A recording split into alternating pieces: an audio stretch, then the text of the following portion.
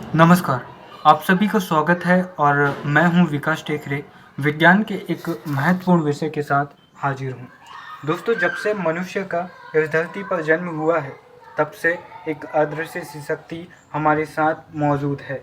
चाहे वह हजारों में किसी एक व्यक्ति के साथ हो, लाखों में किसी एक व्यक्ति के साथ या फिर पूरी दुनिया में किसी एक व्यक्ति के साथ। धर्म इसे सत्य मानता है, जबकि विज्ञान इसे पूर्ण मिथक मानता है, एक झूठ मानता है। हम एक ऐसे विषय पर चर्चा करने जा रहे हैं जो धर्म और विज्ञान के अधर में लटका है। इस विषय को समझने के लिए आपका वीडियो के अंत तक बने रहना बहुत ज़रूरी है, इसीलिए आपसे निवेदन है कि वीडियो के अंत तक बने रहें और इस वीडियो को भली भांति समझें। इस वीडियो को समझने के लिए वीडियो के दौरान मैं कुछ ऐसी फिल्मों के नाम भी बताऊंगा जिन्हें देखकर आप इस विषय को बड़ी आसानी से समझ सकते हैं। दोस्तों, ईश्वर द्वारा हमें 5 प्रकार के सेंसर प्रदान किए गए हैं, 5 इंद्रियां प्रदान की गई हैं जो हमें अलग अलग तरीके के अनुभव कराती है, जिनमें आँख, नाक, कान, जीभ और त्वचा, चमड़ी आती है।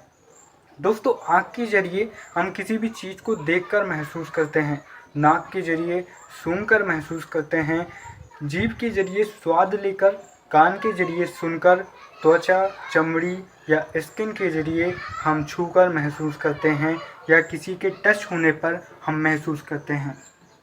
लेकिन हमारा विषय, जिसका नाम है ESP, जिसका फुल फॉर्म है एक्स्ट्रा सेंसर परसेप्शन, यानी अति संवेदी धारणा, इसमें सिक्स्थ सेंस की कल्पना की जाती है। इसमें एक ऐसे एक्स्ट्रा ऑर्डिनरी इंसान की कल्पना की जाती है जिसके पास 6 इंद्रियां हों, जिसके पास 6 सेंस हों। दोस्तों, एक ऐसा व्यक्ति जो अपने भविष्य में होने वाली घटनाओं का अनुमान वर्तमान में लगा सकता है। एक उदाहरण के जरिए आपको समझाना चाहूँगा। मेरे पास 6 सेंस है और 2 घंटे बाद मेरी एक रोड एक्सीडेंट में मौत होने वाली है। इसके अनुमान मेरे दिमाग में अभी से चलने शुरू हो जाएंगे कि 2 घंटे बाद मेरी मौत किस तरह से होने वाली है। या तो मैं इससे सीख कर बच सकता हूँ या जाकर मर सकता हूँ। इसे 6 सेंस कहते हैं। इसका एक और अनोखा और जीता जागता उदाहरण आपको बताना चाहूँगा कि 1865 में जब अमेरिका के 14वें राष्ट्रपति अब्राहम लिंकन की मृत्यु हुई, तब वे फोर्ड थिएटर में नाटक देख रहे थे। एक रंगमंच कर्मी द्वारा उनकी हत्या कर दी गई। अब्राहम लिंकन ने अपनी बायोग्राफी में, अपनी किताब में लिखा है कि मुझे हर रात सपने आते थे जिसमें मैं ये जान जाता था कि मेरी मृत्यु होने वाली है। दोस्तों, वे पहले भी कई बार अपने ऊपर हुए हमलों से बच गए, क्योंकि उन्होंने लिखा कि मेरे ऊपर हमले होने वाले हैं। ऐसे मुझे सपने आते थे जिसके ज़रिए मैं खुद की जान बचा लेता था। लेकिन जब उनकी मौत हुई, उससे एक दिन पहले उन्हें सपना आया था कि उन्हें थिएटर देखने के दौरान मार दिया जाएगा, लेकिन उन्होंने इस बात को नज़रअंदाज किया और उनकी मौत हो गई। दोस्तों, इस विषय को हम वैज्ञानिक आधार पर जानने का प्रयास करें तो सर रिचर्ड बर्टन द्वारा सर्वप्रथम ESP का प्रयोग किया गया था। ड्यूक विश्वविद्यालय के प्रोफेसर JB राइन द्वारा मानसिक क्षमताओं की जानकारी देने के लिए ESP का सर्वप्रथम प्रयोग किया गया। जैसे टेलीपैथी और पैसिनगई और उनकी निरूपित संक्रियाओं जैसे पूर्वबोध या पूर्वव्यापी बोध, ESP को कभी कभी लापरवाही से दिव्य दृष्टि, आत्मवृत्ति या कुबड़ कहा जाता है। इस शब्द का अर्थ होता है विज्ञान के मूल प्रतिबंध अनुमानों के माध्यम द्वारा जानकारी का ज्ञात होना, जैसे कि जीव यानी इंसान भविष्य से वर्तमान की जानकारी प्राप्त कर सकता है और पूर्ण तथ्य न प्राप्त कर सकता है। यानी इसमें कहा गया है कि एक ऐसा व्यक्ति जो अपने जीवन में घटित होने वाली घटनाओं की जानकारी वर्तमान में प्राप्त कर सकता है। के अभाव के कारण विज्ञान इस विषय को हमेशा नकारता रहा, लेकिन उन वैज्ञानिकों के तथ्यों को भी हम नज़रअंदाज नहीं कर सकते जो सैकड़ों वर्षों से ESP पर शोध कर रहे हैं। वर्ष 1930 में उत्तरी कैरोलिना के ड्यूक विश्वविद्यालय के साइकोलॉजिस्ट प्रोफेसर जेबी राइन और उनकी पत्नी लुइसा ने इस विषय पर गहन अध्ययन और शोध किए। उन्होंने इस विषय को पैरासाइकोलॉजी नाम दिया और इस पैरासाइकोलॉजी को ही हम वर्तमान में ईएसपी कार्ड के नाम से जानते हैं। ईएसपी की खोज में जेबी राइन, रसेल टार्क, हैरोल्ड ई पुटहोम और 1970 के दशक में हुई एसआरआई इंटरनेशनल के भौतिकविदों की खोजों को अक्सर वैज्ञानिकों के बीच प्रस्तुत करके यह सिद्ध करने का प्रयास किया जाता रहा है कि ईएसपी का अस्तित्व इस संसार में मौजूद है। दोस्तों, धर्म की बात करें तो धर्म में इस विषय को दिव्य दृष्टि कहते हैं। जैसे कि मैंने अभी आपको ईएसपी कार्ड के बारे में कहा था। ईएसपी कार्ड वह विधि है जिसमें कोई भी व्यक्ति कार्ड के जरिए आपका भविष्य बताता है, कार्ड दिखाकर।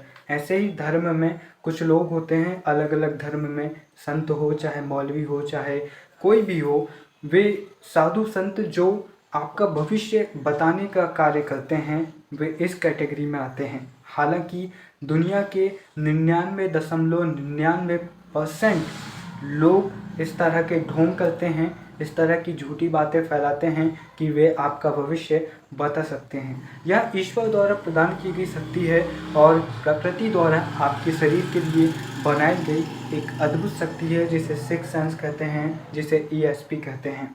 दोस्तों, आप 2 प्रमुख फिल्मों को देखकर इसे और आसानी से समझ सकते हैं। पहली फिल्म है माया, जो साउथ इंडियन मूवी है और आसानी से आपको यूट्यूब पर मिल जाएगी।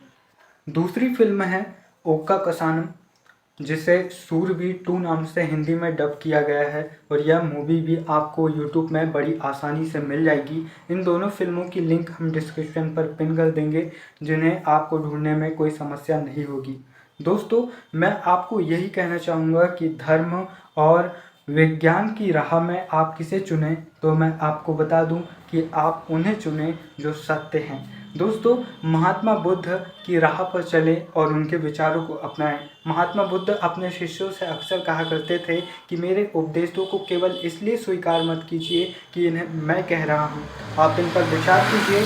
अगर आपको ये सत्य लगे तो आप इन्हें अपने जीवन में उतार लीजिए। दोस्तों, इसी तरह से किसी भी मुद्दे में, चाहे वह धार्मिक हो, चाहे वह राष्ट्रीय हो, चाहे वह जातिगत हो या फिर किसी राजनीतिक पार्टी से संबंधित हो, किसी भी मुद्दे पर बात छिड़े तो पहले उस पर तार्किक विचार कीजिए। आप सोचिए कि क्या ये वाकई सत्य है। न्यूट्रल होकर, एक अपना निष्पक्ष होकर उस विषय की जांच कीजिए। अगर आप पाते हैं कि आप सही हैं तो आगे बढ़िए, वरना उससे दूर हो जाइए। क्योंकि दुनिया के सबसे बुद्धिमान व्यक्ति अल्बर्ट आइंस्टाइन कहते हैं, धर्म के बिना विज्ञान अंधा है और विज्ञान के बिना धर्म लंगड़ा है। दोनों के संतुलन के बगैर इस संसार का समृद्धि, इस संसार का आगे बढ़ना असंभव है।